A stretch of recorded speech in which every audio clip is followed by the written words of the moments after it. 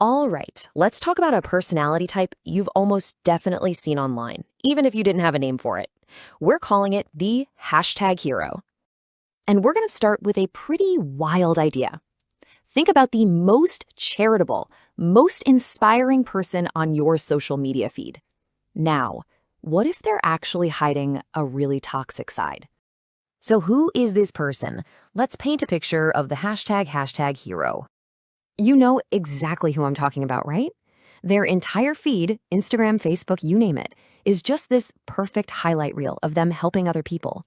It's all charity galas, mission trips, and perfectly framed photos at the local soup kitchen. And of course, the captions are always filled with those classic hashtags, hashtag blessed to help, hashtag giving back. It really feels like this constant performance of just how compassionate they are, all for us, their online audience, to see. And sometimes it gets, well, kind of weird.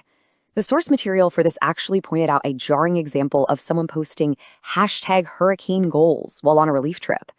I mean, come on. That's so over the top, it really makes you stop and think, wait, is this really about the cause or is it about creating content? And that question, that doubt, it brings us to the real heart of the issue here. Because a lot of the time, with this kind of personality, what you see in public is, well, it's a completely different story from what happens behind closed doors. So that's the big question, isn't it? What's this person actually like when the camera's off, when there are no likes to get, and when nobody is watching them? This is where it all starts to fall apart. Publicly, you see them flying across the world for some amazing charity, being a voice for the voiceless. But privately, the sources describe someone who might treat their own family horribly, or belittle their employees, or completely ignore the people who are supposed to be closest to them. It's a total disconnect. So what is going on here? Is there a name for this? Oh, yes, there is. And once you hear it, a lot of things are going to click into place. It's called communal narcissism.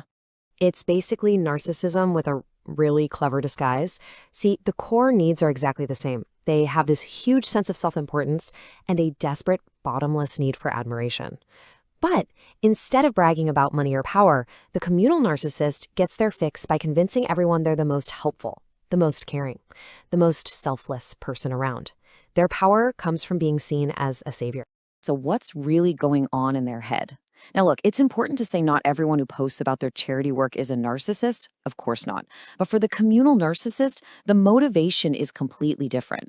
The real goal isn't to do good things. The goal is to be seen doing good things. Their so-called charity is just a performance, and it's fueled by that deep, deep need for validation, for admiration, for those social media likes. Okay, so this is all really interesting, but how can you actually use this information?